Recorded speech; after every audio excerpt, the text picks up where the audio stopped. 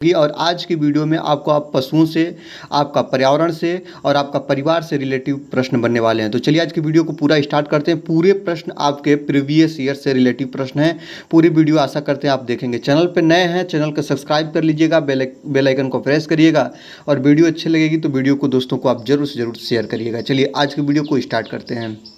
सबसे पहला आज की वीडियो का प्रश्न है कि परिवार क्या है। तो याद करेंगे फैमिली क्या है। तो परिवार क्या है, एक समूह है कि आपका एक समुदाय है कि एक सामाजिक संस्था है कि एक भीड़ है। तो याद रखेंगे परिवार जो होता है वह एक आपका सामाजिक संस्था है। परिवार एक सामाजिक संस्था है। ऑप्शन नंबर 3 आपका करेक्ट आंसर हो जाएगा। और ये प्रश्न बना है परिवार क्या है, तो एक सामाजिक संस्था है और ये प्रश्न बना है। और याद रखेंगे परिवार कई प्रकार के होते हैं। एक परिवार के जो परिवार एक संयुक्त परिवार होता है और एक परिवार जो होता है वो एकल परिवार होता है। संयुक्त परिवार और एकल परिवार में क्या क्या डिफरेंस होते हैं सबको बता दूं, ये प्रश्न बने हुए हैं। संयुक्त परिवार में आपके माता पिता हो जाएंगे, दादा दादी हो जाएंगे, नाना नानी सभी लोग आएंगे। नाना नानी, दादा दादी, चाचा चाची सभी लोग संयुक्त परिवार जो ज्वाइंट फैमिली के हिस्से होंगे, ठीक ना। और आपका एकल परिवार में केवल टू केवल आपके मम्मी पापा भाई बहन आएंगे, ये ध्यान रखेंगे। तो एकल परिवार और संयुक्त परिवार दो प्रकार के परिवार होते हैं। सीटेट में प्रश्न बना है, इसको आप लोग याद रखेंगे। और परिवार क्या है, तो परिवार एक आपकी सामाजिक संस्था है। क्या है दोस्तों, यह सोशलाइजेशन एजेंसी है, सामाजिक संस्था है। ऑप्शन नंबर 3 आपका करेक्ट आंसर हो जाएगा। ठीक है, चलिए अगला देखते हैं। आगे देखेंगे समाजशास्त्रियों के अनुसार परिवार में क्या होना अनिवार्य है। तो याद रखेंगे समाजशास्त्रियों की बात करेंगे। मैकाइवर एक समाजशास्त्री हैं जो परिवार के बारे में बहुत बार बोले हैं। मैकाइवर क्या बोलते हैं दोस्तों, मैकाइवर के अनुसार या समाजशास्त्रियों के अनुसार परिवार में पति पत्नी और बच्चे का होना अनिवार्य है, कि माता पिता और पति पत्नी का होना अनिवार्य है, कि माता पिता और बच्चों का होना अनिवार्य है, कि उपयुक्त सभी का होना जो है अनिवार्य है। तो आपको बता दूं दोस्तों कि जो समाजशास्त्रियों के अनुसार परिवार का मुख्य हिस्सा, जैसे याद रखेंगे आप लोग, आदर्श परिवार को परिवार की संज्ञा दिया जाता है। और आदर्श परिवार का रूप होता है कि आदर्श परिवार में पति पत्नी और बच्चों का होना इंपॉर्टेंट होता है। जो ऑप्शन नंबर 1 में आप लोग देख रहे हैं ना, कि यही है आदर्श परिवार का गुण, यही है क्वालिटी, कि पति पत्नी और बच्चों का होना बिल्कुल बिल्कुल इंपॉर्टेंट होता है, अनिवार्य होता है समाजशास्त्रियों के अनुसार एक आदर्श परिवार में। याद रखेंगे आदर्श परिवार का गुण होता है कि पति पत्नी और बच्चों का होना उसमें इंपॉर्टेंट होता है। ठीक है, राइट बात। अगला देखते हैं, सामाजिक जीवन की प्रारंभिक पाठशाला किसे कहा जाता है। याद रखेंगे सामाजिक जीवन की या जीवन का सबसे पहला विद्यालय या पाठशाला किसे बोला जाता है। तो परिवार को बोला जाता है, कि गांव को बोला जाता है, कि विद्यालय को बोला जाता है, कि इनमें से कोई ना। आपको पता है कि सबसे पहला जो विद्यालय होता है वह परिवार होता है। बच्चा सबसे पहले परिवार से सीखता है। सबसे पहला विद्यालय परिवार है। सबसे पहला जो शिक्षक है या टीचर है वो आपकी माता होती है। सबसे पहले बच्चा माता से सीखता है और बच्चे की सबसे पहली भाषा होती है वो मातृभाषा होती है। सभी आप चीज़ों को देख लीजिए, पहली भाषा जो हो गई मातृभाषा हो गई, सबसे पहला टीचर जो हो गई आपकी माता हो गई, और इसके बाद जो पहला आपका विद्यालय हो गया वो आपका परिवार हो गया। यहीं से बच्चा सबसे पहले सीखना याद स्टार्ट करता है। इस बात को याद रखिएगा। लर्निंग फर्स्ट स्टेप जो होता है वो फैमिली से होता है, परिवार से होता है। ठीक है, ये प्रश्न बना है आपका, ये ध्यान रखेंगे। ठीक है, चौथा नंबर की बात करेंगे। आपको बता दें 2011 से लेकर अब तक के जितने सीटेट हुए हैं सभी का प्रीवियस ईयर के प्रश्न है, चाहे आपके वो 2013 के स्टार्टिंग हो चाहे इस समय के हो। ठीक ना, परिवार से जितने रिलेटिव प्रश्न लिए गए थे उसको मैंने इसमें कवर किया आज के वीडियो में। वीडियो अच्छी लग रही है तो लाइक करिएगा। बहुत कम समय में, बहुत से बहुत कम समय में आज की वीडियो को खत्म करेंगे और आपका टाइम हम स्पेंड नहीं करेंगे। केवल आप 5 मिनट की वीडियो देखेंगे, धीरे धीरे आपका सारी चीज़ों को मैं कवर करा दूंगा। ठीक है, किसने परिवार के कार्यों का वर्गीकरण आवश्यक और अनावश्यक रूप से किया है। तो मैंने अभी बताया मैकाइवर ऐसे आपके मनोवैज्ञानिक है जो परिवार को आदर्श परिवार और एकल परिवार या संयुक्त परिवार में बांटकर वह बताए हैं परिवार की उपयोगिता के बारे में। ठीक ना, तो यही आपका ऑप्शन सही हो जाएगा, मैकाइवर, जो फैमिली के बारे में यही इंपॉर्टेंट है। ठीक है, चलिए अगला देखते हैं। अगला बात करेंगे परिवार के मुख्य शारीरिक कार्य क्या है। याद रखेंगे 5 नंबर क्वेश्चन देखेंगे। परिवार के मुख्य शारीरिक कार्य याद रखेंगे। शारीरिक कार्य पूछा है, पालन पोषण बिल्कुल ये परिवार का कार्य है। भोजन उपलब्ध कराना या भोजन बनाना परिवार का कार्य है। शरीर की सुरक्षा, कोई बच्चा बीमार पड़ जा रहा है उसको सुरक्षा देना है, किसी का कहीं पे कट पीट जा रहा है उसकी सुरक्षा देना है। ये परिवार के मुख्य शारीरिक कार्य हैं, इसलिए आला विभव हो जाएगा, ये सभी हो जाएंगे। ठीक ना, ये सभी जो हैं ये परिवार के मुख्य शारीरिक कार्य होते हैं। ऑप्शन नंबर 4 आपका बिल्कुल करेक्ट आंसर हो जाएगा। ठीक है, राइट बात। चलिए आगे देखते हैं, परिवार की सामान्य विशेषता क्या होती है। तो परिवार की सामान्य विशेषता आप बताइएगा। इसमें ये देखेंगे, विवाह संबंध ये परिवार का विशेषता है, सामान्य निवास ये भी परिवार की विशेषता है, वंशवाद ये भी परिवार की विशेषता है, आले हो ये सभी हो जाएंगे परिवार की विशेषता। ठीक ना, ऑप्शन नंबर 4 आपका बिल्कुल करेक्ट आंसर हो जाएगा। ठीक है, बिना समय लिए हम वीडियो को कवर कर रहे हैं। वीडियो अच्छी लग रही है तो बस आपसे रिक्वेस्ट रहेगा लाइक जरूर कर लीजिएगा। ठीक है, चलिए अगला देखते हैं, निम्नलिखित में से कौन सा संयुक्त परिवार का एक गुण नहीं है। संयुक्त परिवार ज्वाइंट फैमिली का गुण कौन सा नहीं है। याद रखेंगे, आलस्य का अभाव, आगे देखेंगे कृषि व्यवस्था के लिए उपयुक्त, श्रम विभाजन की सुविधा और उपयुक्त में से कोई नहीं। तो याद रखेंगे आप लोग जब इसको ध्यान से देखिएगा तो निम्नलिखित में से कौन सा संयुक्त परिवार का एक गुण नहीं है। तो याद रखेंगे जो गुण नहीं है ये पूछा है तो आलस्य का अभाव जो है दोस्तों ये गुण नहीं है। ऑप्शन नंबर 1 आपका करेक्ट आंसर हो जाएगा और ये सभी इनके गुण हैं, ये बात को याद रखेंगे। ठीक है, चलिए अगला देखते हैं, एकल परिवार के तीव्र प्रचलन के लिए क्या उत्तरदायी होता है। याद रखेंगे, जो एकल परिवार के तीव्र प्रचलन के लिए इनमें से क्या जो होता है उत्तरदायी होता है। महंगाई, बिल्कुल, जो आपको पता है दोस्तों, जो फैमिली ज्वाइंट फैमिली होती है अगर उसका एकल परिवार के रूप में परिवर्तित हो जा रहा है तो महंगाई उसका बेस्ट एग्जाम्पल है। जनसंख्या बढ़ना भी एकल परिवार का इम्पॉर्टेंट पॉइंट है। कलह की संभावना को कम करने के लिए ज्वाइंट फैमिली बिखरती है, छोटे छोटे एकल परिवारों में टूट जाती है।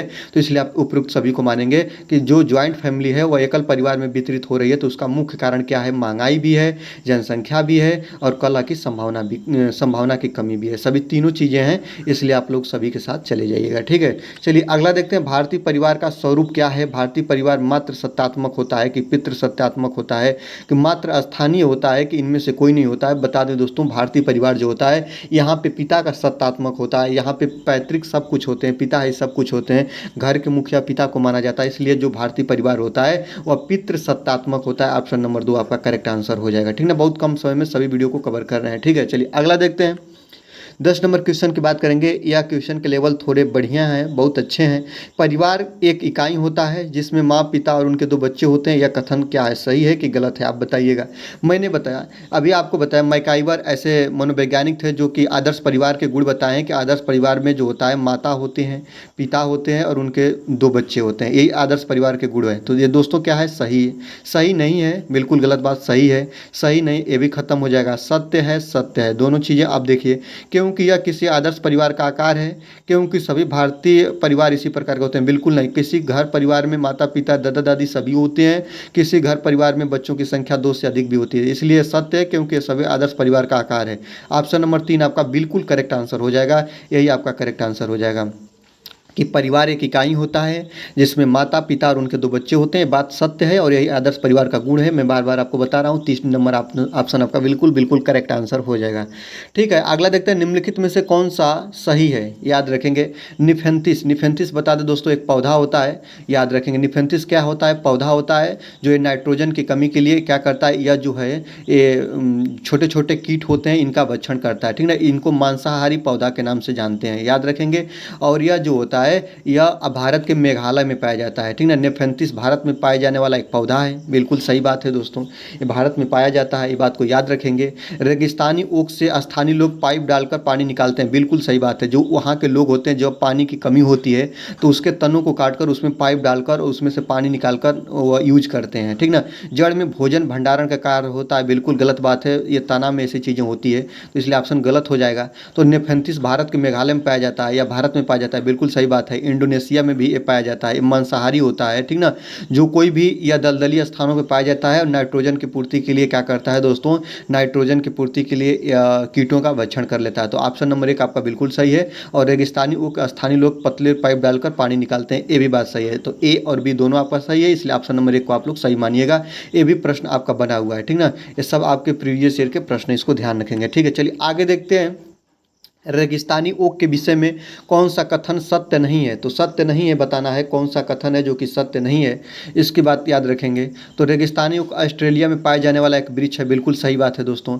इसकी जड़ें कम गहरी होती हैं, इसकी जड़ें कम गहरी होती हैं, चलिए ये भी बात सही है दोस्तों। इसकी तनों से पानी निकाला जाता है, ये भी बात सही है। इसकी टहनियों से जड़ें निकलती हैं, याद रखेंगे। जो ये है दोस्तों ना, एक गलत है। यह बरगद की ऐसी गुण होते हैं, इसमें गुण नहीं होते हैं। तो कौन सत्य नहीं है, तो यही जो है दोस्तों सत्य नहीं है। है, इसलिए ऑप्शन नंबर 4 आपका बिल्कुल करेक्ट आंसर हो जाएगा। क्या हो जाएगा? 4 नंबर ऑप्शन आपका बिल्कुल सही हो जाएगा, इसको आप लोग ध्यान देंगे। ठीक है, चलिए आगे देखते हैं। भैंस की पीठ पर प्रायः बगुला, जिसको एग्रेट बोलते हैं, पक्षी बैठा दिखाई देता है। ऐसा इसलिए होता है क्योंकि बगुला क्या करता है दोस्तों, बगुला एक सहजीवी है दोस्तों, सहजीवी पक्षी है। तो भैंस की पीठ पर परजीवी कीट खाता है, बिल्कुल सही बात है। जो आपको पता है ना, जो छोटे छोटे कीट होते हैं जो भैंस के पीठ पर लगे होते हैं, उनको वो खाने का काम करता है। तो भैंस की पीठ पर परजीवी कीटों को खाता है। ऑप्शन नंबर 1 आपका सही हो जाएगा। घास में पाए जाने वाला कीट खाता है, बिल्कुल गलत बात है। भैंस की पीठ पर गाना पसंद करता है, ये तो ऐसा कुछ है नहीं दोस्तों। उड़ने के बाद थोड़ा आराम करता है, आराम तो कहीं कर सकता है। तो भैंस की पीठ पर बैठने का उसका मुख्य लक्ष्य यही होता है कि भैंस की पीठ पर वो बैठकर परजीवी कीट को खाता है। ऑप्शन नंबर 1 आपका बिल्कुल बिल्कुल करेक्ट आंसर हो जाएगा। ठीक है, चलिए राइट बात। आगे देखते हैं, 14 नंबर की बात करेंगे। निम्नलिखित में से जीवन प्रक्रियाओं का कौन सा युग्म पेड़ पौधों और जीव जंतुओं दोनों में सम्मिलित होता है? तो याद रखेंगे कौन है? वृद्धि और भोजन बनाना, वृद्धि और भोजन बनाना, प्रजनन और भोजन बनाना, प्रजनन और अंकुरण, वृद्धि और प्रजनन। तो याद रखेंगे वृद्धि और प्रजनन, इनमें से कौन सही होगा? सबसे पहले आप प्रश्न में चले जाइए और क्वेश्चन आपका क्या कह रहा है, कौन सा जीवन प्रक्रियाओं का कौन सा युग्म पेड़ पौधे और जीव जंतु दोनों मिलता है? तो याद रखेंगे पेड़ पौधे पहले पूछा है और जीव जंतु बाद में पूछा है। जीव जंतु में क्या होता है? प्रजनन होता है। पेड़ पौधों में क्या होती है? वृद्धि होती है। ठीक ना, तो सबसे पहले जीव जंतु है, तो जीव जंतु में क्या होगा आपका? इसमें देखिएगा, जब इस ऑप्शन को आप बहुत बिल्कुल ध्यान से देखेंगे तो आपको मिलेगा पेड़ पौधों में क्या होती है? वृद्धि होती है, और जीव जंतुओं में क्या होता है? प्रजनन होता है। इसलिए ऑप्शन नंबर 4 आपका बिल्कुल बिल्कुल करेक्ट आंसर हो जाएगा। ये भी प्रीवियस ईयर के प्रश्न है, सारे प्रश्न आपके प्रीवियस ईयर से लिए गए हैं। ये ढूंढ ढूंढ के प्रश्न बनाए गए हैं आपके सामने। प्रदर्शन का यही रूप है कि आप देखिए सीटेट के प्रीवियस ईयर में कैसे कैसे प्रश्न पूछे गए हैं। ठीक है, राइट बात। चलिए आगे देखते हैं, 15 नंबर की बात करेंगे। नेफेंथिस एक पौधा है जो मेढक, कीड़े मकोड़े और चूहों जैसे छोटे जीवों को अपने अंदर फंसा कर खा जाता है। हमारे देश में यह पौधा कहाँ पाया जाता है? तो यह इंडोनेशिया में, विश्व में तो पाया ही जाता है सबसे ज़्यादा, लेकिन भारत के कहाँ पे? मेघालय में सबसे ज़्यादा पाया जाता है। यहाँ पे जो दलदली चीज़ें होती हैं, यहाँ पे दलदल ज़्यादा होता है, और दलदल में उगने के कारण इसमें नाइट्रोजन की कमी होती है। ठीक ना, और नाइट्रोजन की कमी होने के कारण यह इस चीज़ों का प्रयोग करके और ये नाइट्रोजन की पूर्ति करता है, इसलिए इसको मांसाहारी के श्रेणी में भी रखा गया है। ठीक ना, कीटभक्षी पौधा भी इसे बोला जाता है। आगे देखते हैं, सांपों के संदर्भ में कौन सा कथन सही है? याद रखेंगे सांपों के संदर्भ में कौन सा कथन सही है। हमारे देश में केवल 4 प्रकार के जहरीले सांप पाए जाते हैं, बिल्कुल सही बात है। जो नाग है, फिर करैत है, फिर अफाइया है, दुबोई है, ये सभी का 4 प्रकार के करैत सांपों की श्रेणी है, बिल्कुल सही बात है। नाग कोबरा जहरीले सांपों का एक प्रकार है, बिल्कुल सही बात है दोस्तों, कोबरा भी है। आगे देखते हैं, जहरीले सांप के 4 खोखले दांत होते हैं। जब सांप किसी व्यक्ति को काटता है तो जहर इन खोखले दांतों से उसके शरीर में प्रवेश कर जाता है। ऐसा तो बात कहा नहीं गया, ऐसा तो कुछ चीज़ है नहीं दोस्तों। ऑप्शन नंबर सी आपका बिल्कुल गलत हो जाएगा। सांप के काटने की दवाई सांप के जहर से बनाई जाती है, जिसको सीमैन या सिरमैन के नाम से जानते हैं, बिल्कुल सही बात है। तो आपका ए, बी और डी बिल्कुल करेक्ट आंसर हो जाएगा। ए, बी, डी ऑप्शन नंबर 3 में आपका मिल जा रहा है। ठीक ना, 3 नंबर ऑप्शन आपका सही हो जाएगा। ठीक है, सांप के बारे में यही है, सांप के कान नहीं होते हैं, और ये जो होती है कंपन के माध्यम से, त्वचा कंपन के माध्यम से यह चीज़ों को जान पाता है, या इसके पीछे कौन आ रहा है, सभी चीज़ों को जानता है। भारत में बिल्कुल 4 प्रकार के जहरीले सांप पाए जाते हैं, और सांप के जहर की दवा सांप के काटने के या डंक से ही प्राप्त की जाती है, बनाई जाती है, इसको आप ध्यान देंगे। सांप जो होता है वह जिंग जांग गति करके चलता है, सांप सीधी रेखा में गति नहीं कर सकता है। ये भी बात सांप के बारे में इम्पोर्टेंट है, इस बात को ध्यान रखेंगे। चलिए आगे देखते हैं, मधुमक्खी के बारे में प्रश्न बना है कि बिहार के गांव में बहुत से किसान अतिरिक्त धन कमाने के लिए मधुमक्खी पालन करके शहद एकत्रित करने का कार्य करते हैं। मधुमक्खी पालन करने का सबसे अच्छा समय क्या होता है? तो आपको बता दें, बिहार का बोचहा गांव जो कि मधुमक्खी पालन के लिए सबसे बेस्ट प्रसिद्ध है, इम्पोर्टेंट गाँव है जो बोचहा गाँव बिहार का। और याद रखेंगे, जो आप लोग देखिएगा मधुमक्खी पालन का सबसे बेस्ट टाइम होता है वो होता है अक्टूबर से दिसंबर। इस समय मधुमक्खी पालन का कार्य किया जाता है अक्टूबर से दिसंबर, इस बात को आप लोग याद रखेंगे। यह मधुमक्खी पालन का सबसे बेस्ट समय होता है। कई बार सीटेट में बना हुआ है, प्रीवियस ईयर में कई बार रिपीट हुआ है प्रश्न, इसको ध्यान रखेंगे। ठीक ना, याद रखेंगे। और जो मधुमक्खी पालन होता है वो याद रखेंगे, वो चीनी का शरबत बना के इस चीज़ों को किया जाता है। किसका? चीनी का शरबत। ठीक ना, ये बात को याद रखेंगे, चीनी का शरबत में इस चीज़ों को आपको किया जाता है, और यही होता है मधुमक्खी पालन का बेस्ट समय, अक्टूबर टू दिसंबर। ठीक है, चलिए आगे देखते हैं, रात में जागने वाले जानवर सभी वस्तुओं को कैसे देखते हैं? जो रात्रिचर जानवर होते हैं या पशु पक्षी भी होते हैं, वह किसी चीज़ों को कैसे कैसे देखते हैं, तो याद रखिए हरी चीज़ को वह काला और सफ़ेद देखना पसंद करते हैं जो रात में जागते हैं, ठीक ना। याद रखेंगे जैसे आपका उल्लू हो गया, चाहे जो भी पक्षी हैं या जंतु हैं जो रात में जागते हैं, काले और सफ़ेद ही किसी वस्तु को देख सकते हैं। ऑप्शन नंबर 3 आपका बिल्कुल करेक्ट आंसर हो जाएगा, ठीक है। चलिए आगे देखते हैं, हाथियों के बारे में बात करें दोस्तों। हाथियों के बारे में बहुत इंपॉर्टेंट है, हाथियों के बारे में भी प्रश्न बन ही जाते हैं। और क्या बनते हैं, हाथियों के झुंड के विषय में सही कथन को चुनिए। हाथियों के झुंड में केवल हथनियाँ और 14 से 15 वर्ष के बच्चे ही रहते हैं, बिल्कुल सही बात है। हाथियों के झुंड में केवल आपकी मादा हाथी होती है और उनके बच्चे होते हैं, ये बात याद रखेंगे। और जब उनका उम्र इससे ज़्यादा होता है तो जो हाथी के बच्चे होते हैं उस ग्रुप को छोड़ देते हैं। और हाथियों के जो ये झुंड होता है, यह झुंड आपको ध्यान रखेंगे, इस झुंड का जो मालकिन होती है या नेता होती है, वो सबसे उम्र वाली जो हथनी होती है वही होती है। सबसे ज़्यादा जिसका एज हो गया है जिस हथनी का, वही उससे का नेता होती है, इसको ऐसे ध्यान रखिएगा। और हाथियों का शिकार किया जाता है, उसके दांत के कारण इनको मार दिया जाता है। इंपॉर्टेंट पॉइंट इसका ये है, यह सबसे भारी जंतु है जो कि पृथ्वी पर पाया जाता है। यह शाकाहारी होता है, एक दिन में 100 केजी से अधिक यह झाड़ियाँ खा जाता है। यह इंपॉर्टेंट पॉइंट इसके संबंध में, पहला पॉइंट सही है। दूसरा का पॉइंट देखते हैं, हाथियों के एक झुंड में किसी एक ही परिवार के सदस्य होते हैं, ऐसा नहीं है, कई प्रकार के सदस्य हो सकते हैं, किसी भी फैमिली के ग्रुप मेंबर होते हैं। और 14 से 15 वर्ष तक के ऐसे होते हैं, 10 से 12 इन लोगों का ग्रुप होता है, ऐसे आप लोगों को पता होना चाहिए। झुंड की सबसे बुजुर्ग हथनी पूरे झुंड की नेता होती है, अभी मैंने आपको बताया, बिल्कुल सही बात है। एक झुंड में हथनी और बच्चों की संख्या कितनी भी हो सकती है, नहीं 10 से 12 होती है, ठीक ना। तो इसलिए ऑप्शन गलत हो जाएगा, केवल टू केवल आपका ऑप्शन ए और सी सही होगा, ठीक ना। ऑप्शन नंबर 3 आपका करेक्ट आंसर हो जाएगा। प्रीवियस ईयर के प्रश्न है, ठीक है। वीडियो अच्छी लग रही है तो वीडियो को जरूर आप लोग लाइक कर लीजिए। चलिए 20 नंबर की बात देखते हैं। पक्षी अपनी गर्दन बहुत अधिक हिलाते हैं, इसका कारण ये हो सकता है कि यह कारण इसका क्या होता है, ठीक ना। पक्षी अपना गर्दन इसलिए घुमाते हैं क्योंकि उनकी पुतलियां जो होती है वो घूम नहीं सकती हैं, ये बात याद रखेंगे। ऑप्शन नंबर 3 आपका क्या कर रहा है, उनकी आंखों की पुतलियां घूम नहीं सकती, यही कारण होता है कि यह जो होते हैं अपना गर्दन को बहुत तेजी से घुमाते हैं। एक पक्षी है जिसका नाम है मैना, बहुत झटके से अपनी गर्दन को घुमाता है, ये बात को याद रखेंगे। उल्लू ऐसा पक्षी है जिसकी आंखें मनुष्य की तरह आगे की तरफ होती हैं, और उल्लू के संबंध में कहा गया है कि यह जो होता है यह 360 डिग्री अपना गर्दन घुमा सकता है, लेकिन ऐसा है नहीं, ऐसा 270 डिग्री ही आप लोग याद रखिएगा, ठीक ना। ऐसा एनसीईआरटी में कहा गया, इसलिए मैं इस चीज़ों को बता दे रहा हूँ, ठीक है। चलिए आगे देखते हैं। पंखुड़ियों के अंदर फूल के बीच में कुछ पतली पाउडर जैसी रचनाएं दिखाई देती है, जिन्हें हम क्या कहते हैं, तो इसको हम लोग परागर की संज्ञा देते हैं। ऑप्शन नंबर 2 आपका बिल्कुल करेक्ट आंसर हो जाएगा। आप लोग पढ़े भी होंगे, यह बायोलॉजी का यह चीज़ है जो यह आपके ईवीएस में पूछ दिया है, लेकिन यह बायोलॉजी का चीज़ है। यह प्रीवियस ईयर का प्रश्न है कि पंखुड़ियों के अंदर फूल के बीच में कुछ पतली पाउडर जैसी रचनाएं दिखाई देती है, जिसको हम लोग परागर की संज्ञा या नाम देते हैं, ठीक है। 22 नंबर की बात करेंगे। 22 नंबर क्या है दोस्तों, कि निम्नलिखित में से सही कथन को चुनिए। जिन जानवरों के बाहर कान व शरीर पर बाल होते हैं वे बच्चे देते हैं, ये बात तो बिल्कुल सही है। जो भी, ऐसे आप लोग याद रख लीजिएगा, जो भी जानवर है या जो भी पक्षी है, ठीक ना, या जंतु है, ठीक ना, जिसके बाहर कान आपको दिख जाएगा और उनके शरीर पे बाल दिख जाएगा, ठीक ना, वह बच्चा को जन्म देगा। और जिनका कान नहीं दिखेगा और जिनके शरीर पे बाल नहीं होगा या सल्क नहीं होगी, वह अंडा देगा। याद रखेंगे, बच्चा और अंडा में ही इंपॉर्टेंट अंतर है, ठीक है, इस बात को ध्यान रखेंगे, ठीक ना। इसको बहुत बारीकी से आप देखिएगा। और अगला देखते हैं, यह बात तो बिल्कुल सही है। अगला देखते हैं, जिन जानवरों के बाहरी कान और शरीर पर बाल नहीं होते वे अंडे देते हैं, ये भी बात सही है, ठीक ना।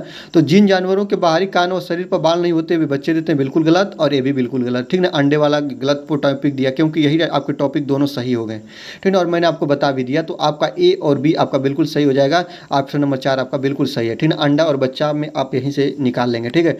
23 नंबर की बात करेंगे। 23 नंबर क्या कह रहा है, 23 नंबर कह रहा है, मधुमक्खी पालन के विषय में कौन सा कथन सही है, चुनकर बता दीजिए। और प्रीवियस ईयर का प्रश्न है, आपको बता दें, मधुमक्खी पालन शुरू करने का सबसे अच्छा समय जनवरी से मार्च तक होता है, बिल्कुल गलत बात है। अभी मैंने आपको यहाँ पे बता दिया, आप लोग देखिए, मधुमक्खी पालन का जो सबसे समय होता है अक्टूबर से दिसंबर होता है, ठीक ना।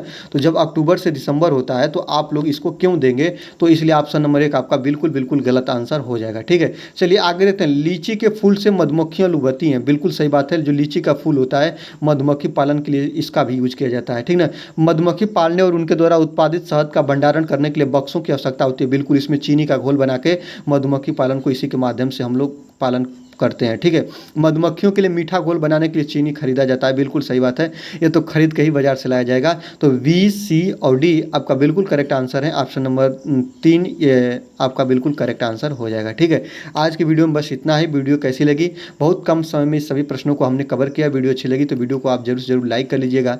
चैनल पर नए हैं तो चैनल को आप लोग सब्सक्राइब करिएगा, और वीडियो अच्छी लगेगी तो वीडियो को अपने दोस्तों तक आप लोग शेयर करिएगा, ठीक ना। आज की वीडियो में बस इतना ही। दीजिए आज की वीडियो से विदा, मिलते हैं अगले वीडियो में। तब तक के लिए देखते रहिए अभिषेक एकेडमी। धन्यवाद।